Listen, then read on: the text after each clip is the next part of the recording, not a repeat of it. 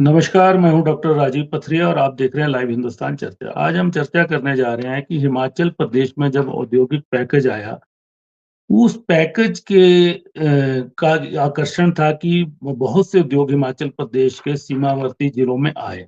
सबसे ज़्यादा उद्योग आए बद्दी, बरोटीवाला, नालागढ़ में, ऊना में आए, कालाअंब में आए, डमटाल में आए, कई जगह आए।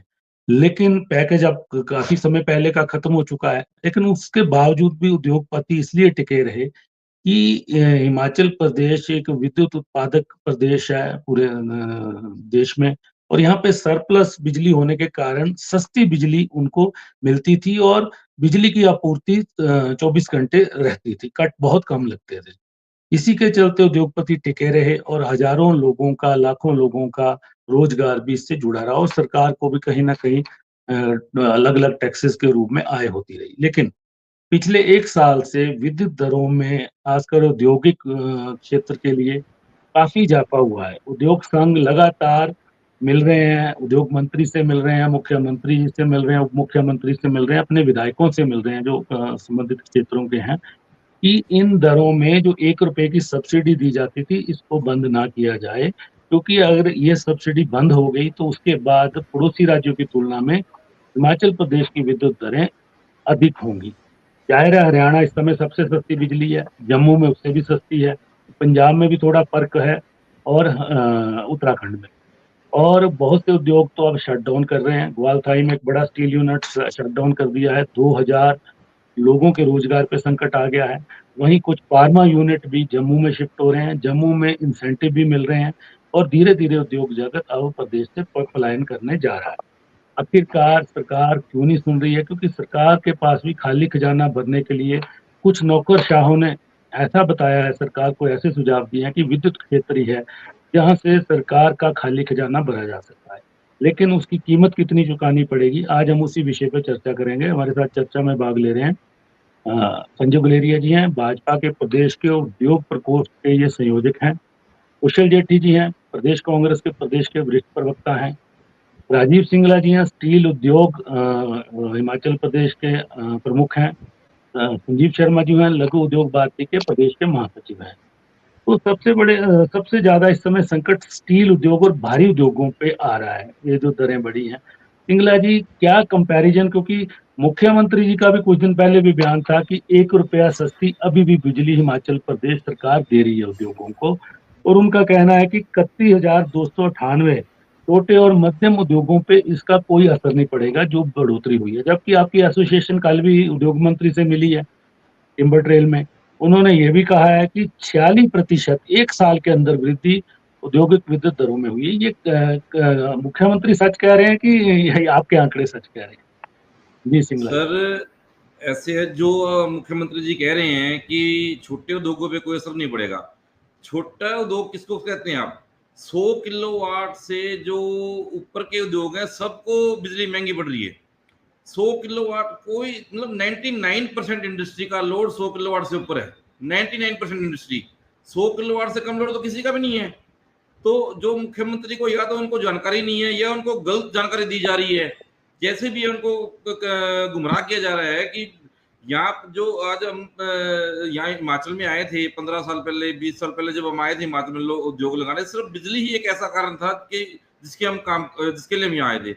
आज बिजली हमारे मतलब पंजाब से भी 50 पैसे बिजली आज महंगी हो गई। पिछले 2 साल में 46% इंक्रीज बिजली का। आप मानते हैं क्या 46% इंक्रीज कितना होता है?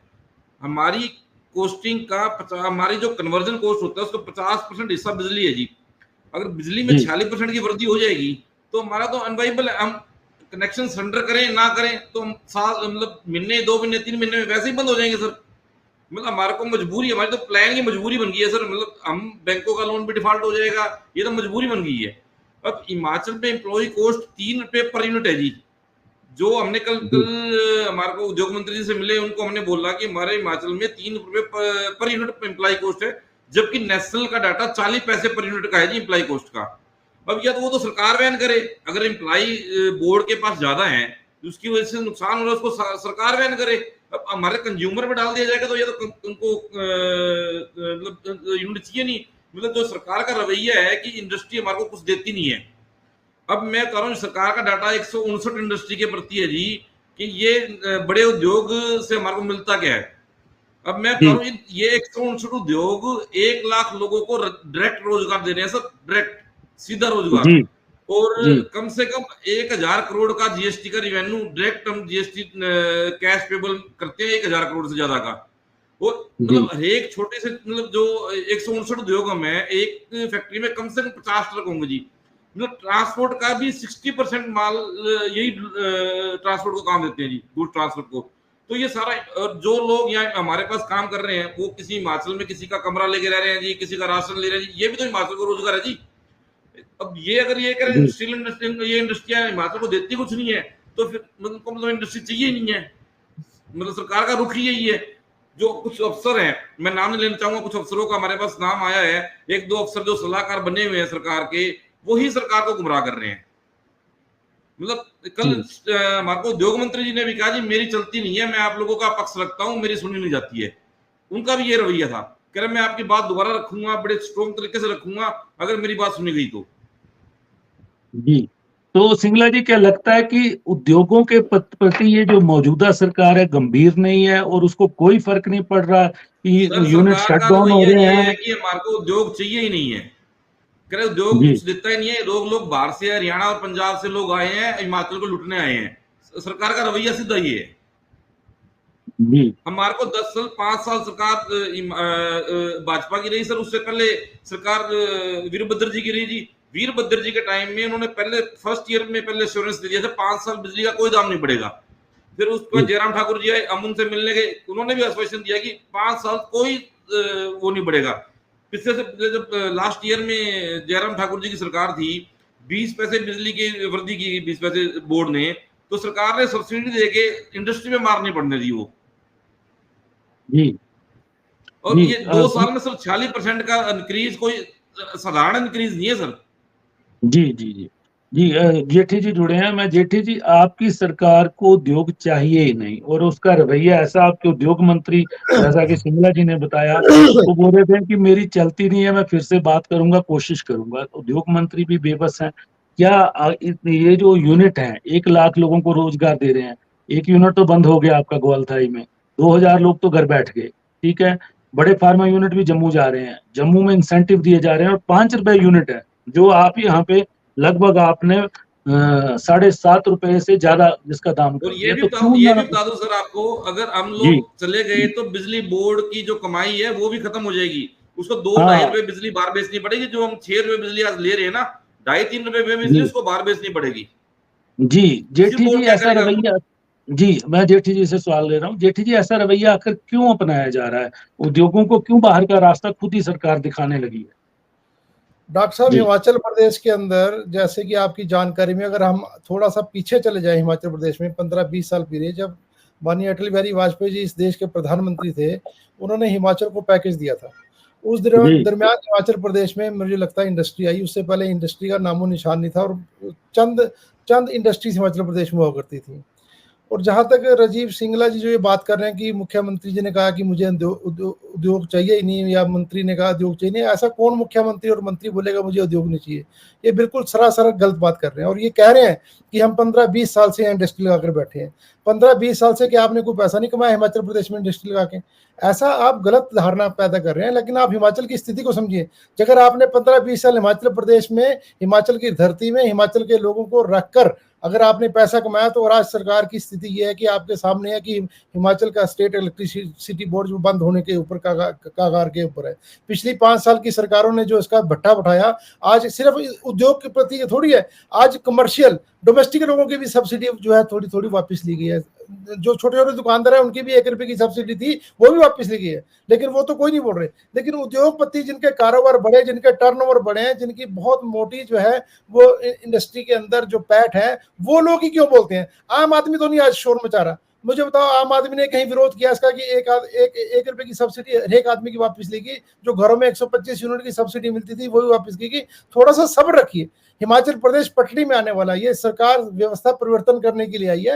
हमारा कोई सरकार की मंशा थोड़ी है कि इंडस्ट्री को तंग करना या इंडस्ट्री को हटाना। आज भी मैं जो आपके मीडिया में पढ़ रहा था, पंजाब हरियाणा से कुछ बहुत ज्यादा अंतर नहीं है बिजली का, या बहुत भारी फर्क हो तब तो। और जहां तक रही आपने ये बात करी है कि फार्मास्यूटिकल्स की, फार्मास्यूटिकल का तो शुरू से रवैया रहा है। उनको पहले जब एक्साइज ड्यूटी होती थी हिमाचल प्रदेश में, जब एक्साइज और इनकम टैक्स यहाँ नहीं लिया गया तो सारी इंडस्ट्री यहाँ आ गई। जब यहाँ से उनको उत्तराखंड ने ऑफर दी वो उत्तराखंड चले गए, उनको कोई और स्टेट ऑफर देगा वो वहां चले जाएंगे।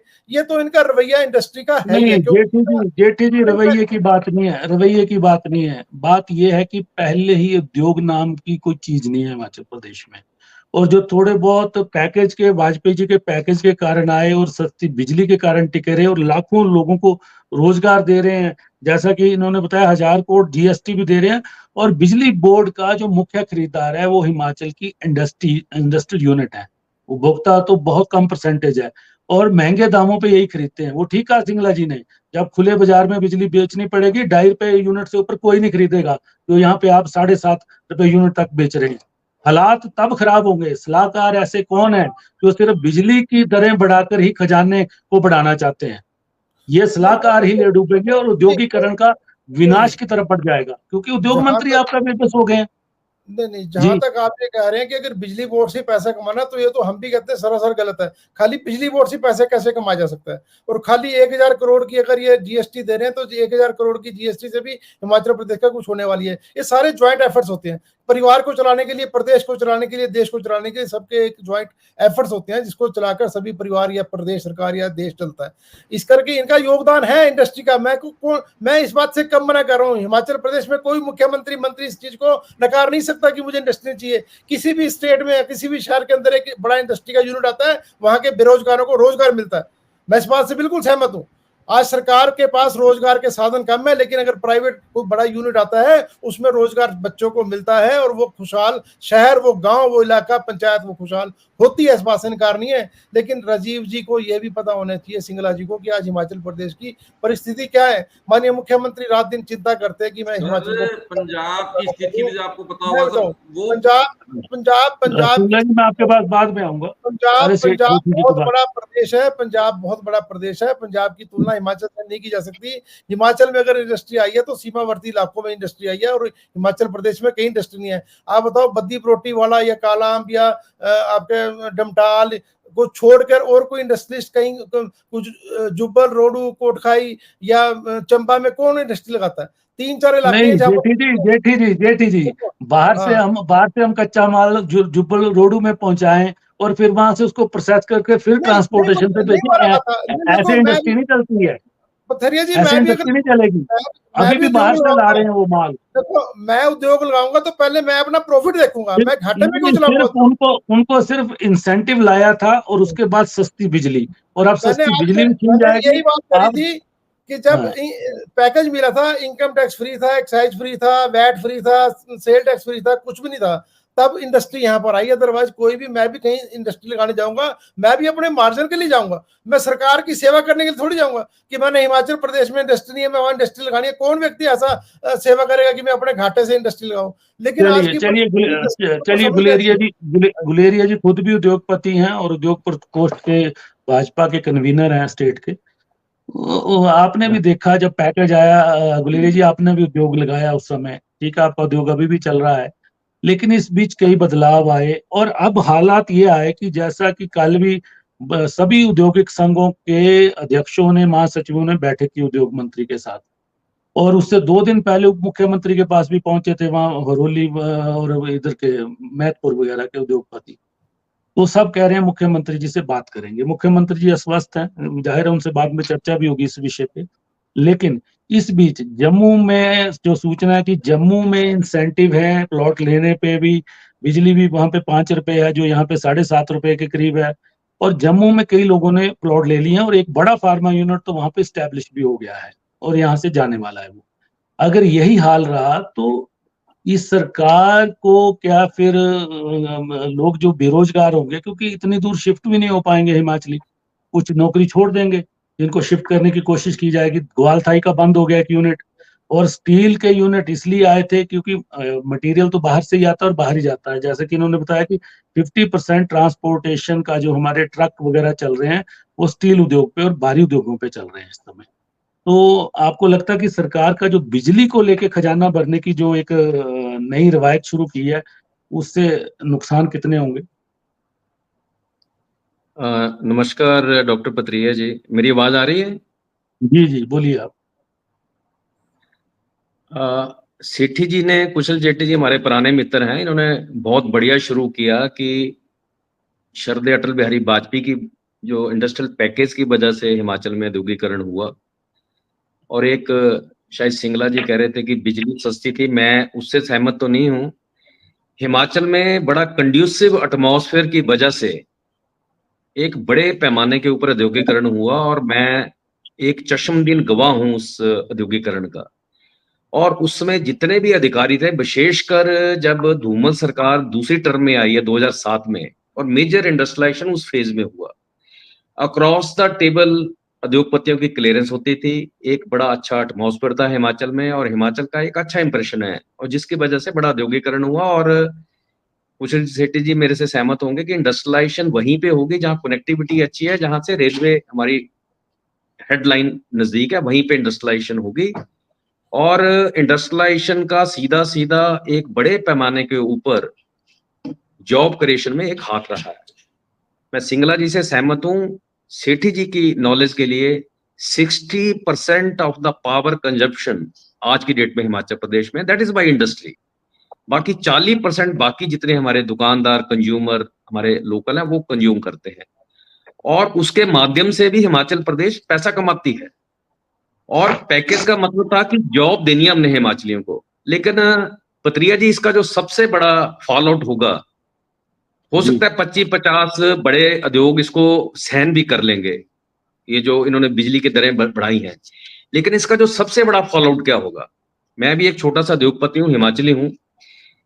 बल्क ड्रग पार्क 3 पूरे हिंदुस्तान में मिले हैं, और उसमें हिमाचल में मुझे कोई संकोच नहीं होगा, राम सुहाग सिंह जी जब इंडस्ट्री मिनिस्टर थे, उनका इसमें बड़ा योगदान, और एक दो मैं इंडस्ट्री डिपार्टमेंट के जी जी बड़े अधिकारी हैं, डायनेमिक अधिकारी, उनका बहुत बड़ा रोल रहा डिवाइस पार्क में।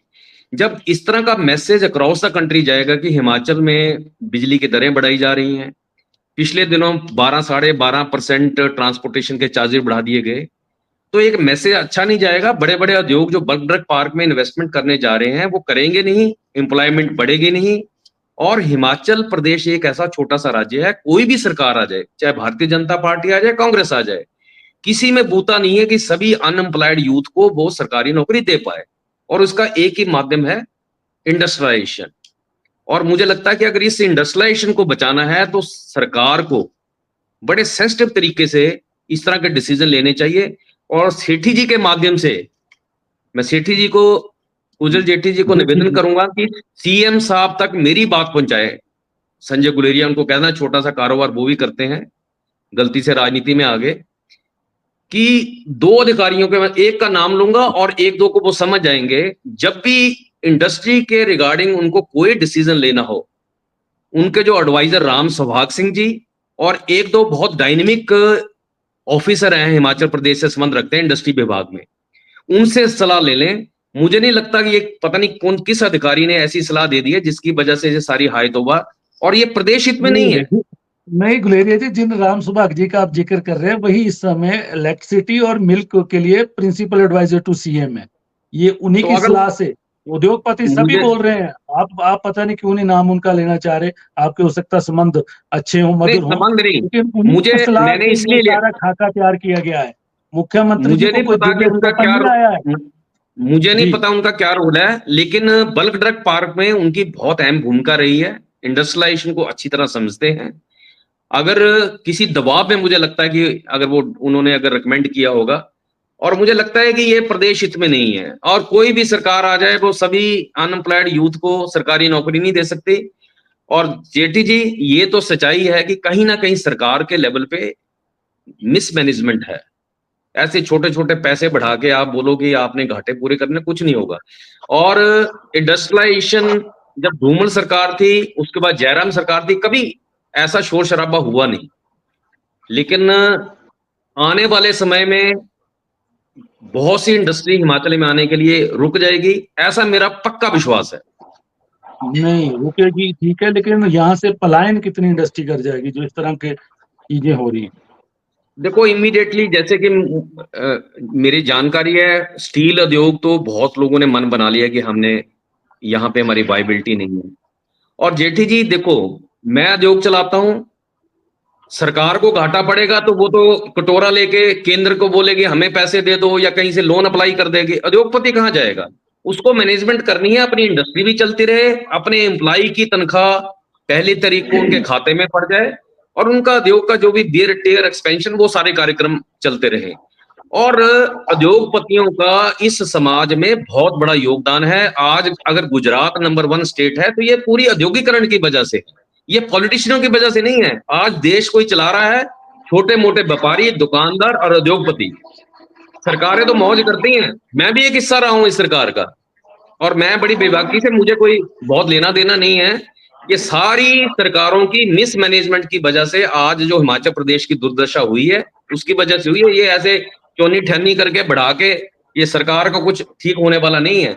और मैं निवेदन करूंगा मुख्यमंत्री जी से, अगर ये डिसीजन जैसे भी हो गया, इसको तुरंत वापस लें और उद्योगों को बचाएं, और आने वाले उद्योगों को एक पॉजिटिव मैसेज दें।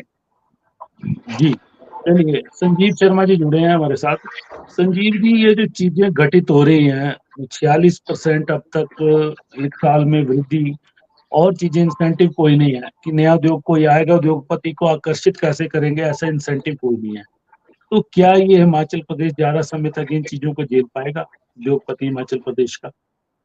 पथरिया जी नमस्कार। जी नमस्कार। सबसे पहले पता है कि हिमाचल प्रदेश में एक बड़ी हमारी दुर्दशा है, कहीं दुर्भाग्य रहा है कि हर किसी ने चीजों को मैनेज करने की बजाय मिसमैनेज किया है। हमें कमी कहाँ थी उसको नहीं देख के नए तरीके से चीजों को बनाना शुरू कर दिया। मैं भी कहूँ सर, तो पिछले टाइम में नालागढ़ में एक ट्रांसफार्मर हो गया, उसको मैनेज करते करते सरकार ने 12 करोड़ रुपए का नुकसान किया अपना बिजली का। मुझे बताइए कहाँ की मैनेजमेंट है? 12 करोड़ रुपए का पूरा नुकसान हुआ है, जो ये बिजली नहीं दे पाए, इनको अघोषित कट लगाने पड़े। एक ट्रांसफार्मर मैनेज करने के लिए 2 महीने लग गए। सरकार ने वहां नहीं देखा। इंफ्रास्ट्रक्चर देखे आप तो कितना बेकार है हमारा बिजली का। हमारे बिजली के जो लॉसेज है उनको सरकार नहीं देख रही है, कितने % लॉसेज आ रहे हैं, क्योंकि इंफ्रास्ट्रक्चर वीक है। हमारे जंपर कमजोर हैं, उनको हम नहीं बदल रहे हैं। जब तक सिस्टम को अपग्रेड नहीं करेंगे, लॉसेज को हमारे सिर पे डाल के कवर नहीं कर सकते हैं सर। बेसिकली जो मूलभूत ढांचा है उस पे वर्किंग करने की जरूरत थी कि हमारी ये कमियां कहाँ से आ रही है, कहाँ हमने लॉसेज किए हैं, कैसे उनको कवर अप करना है। उनको कवर अप करने की बजाय हम दूसरी दिशा में चल पड़े, जहां से हम अपने रोजगार को खत्म कर रहे हैं। अपने हिमाचलियों का रोजगार जा रहा है। हमारे यहाँ से रोजगार जितने भी उद्योग है वो पलायन करने की स्थितियां पहुंच गए हैं।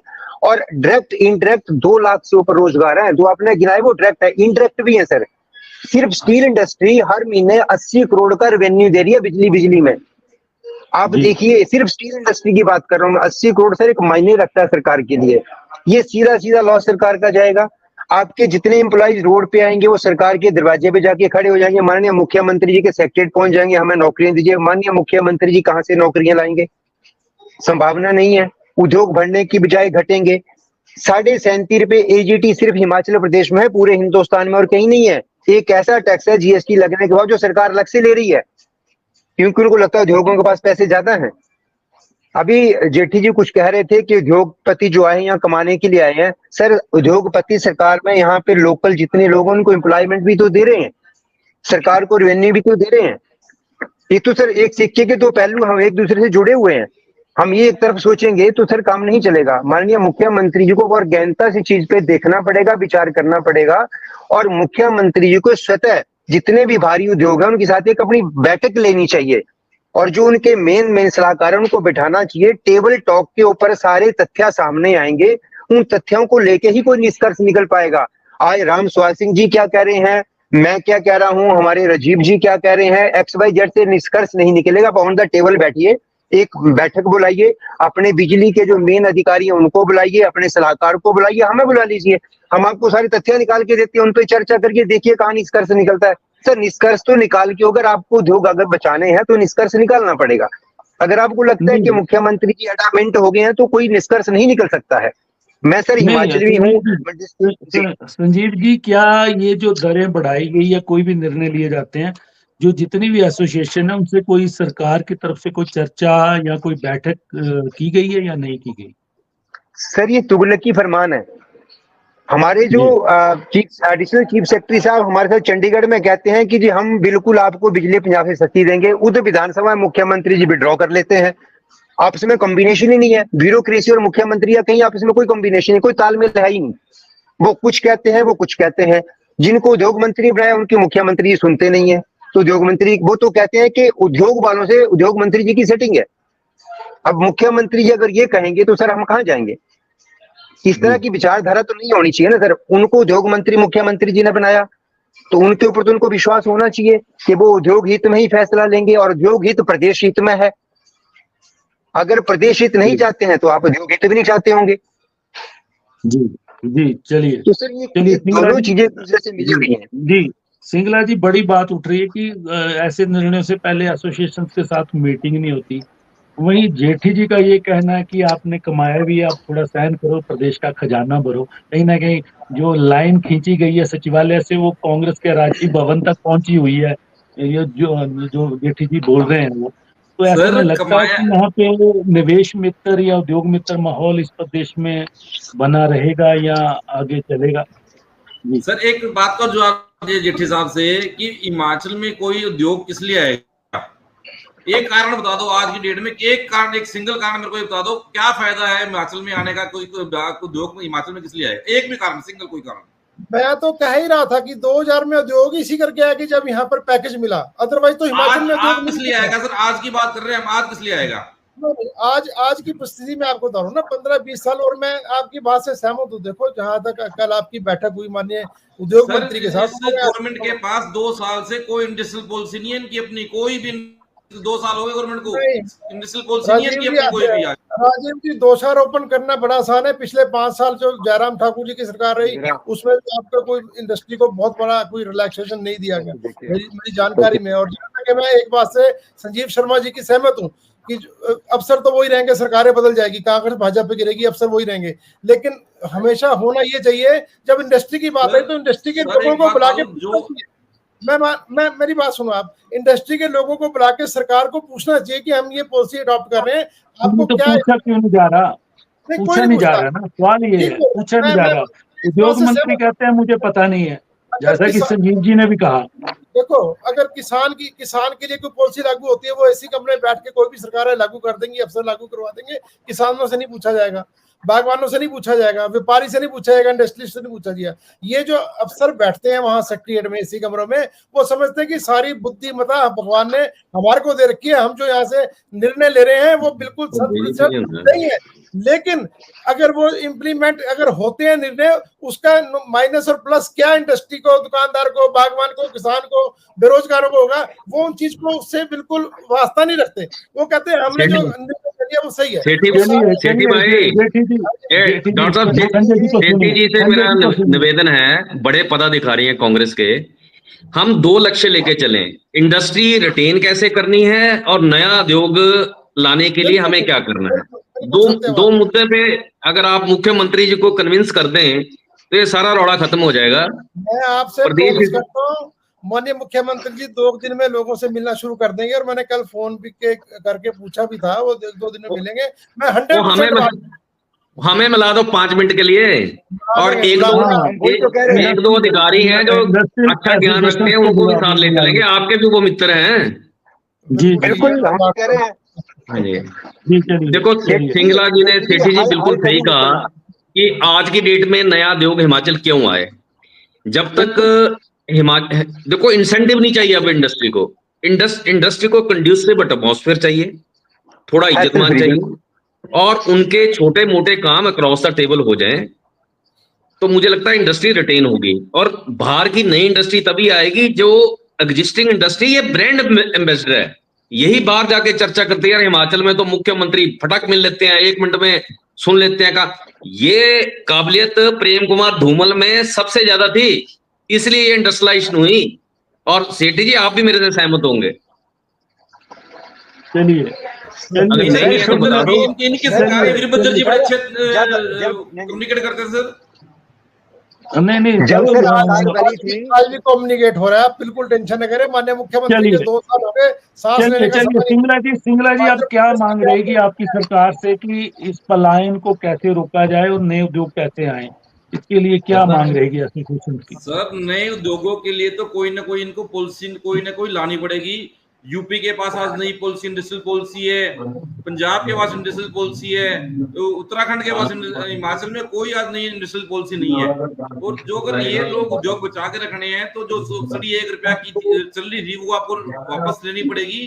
और मतलब नहीं तो 100% श्योर है सर, मतलब बड़ी इंडस्ट्री तो यहाँ से पलायन 100% बंद हो जाएगी।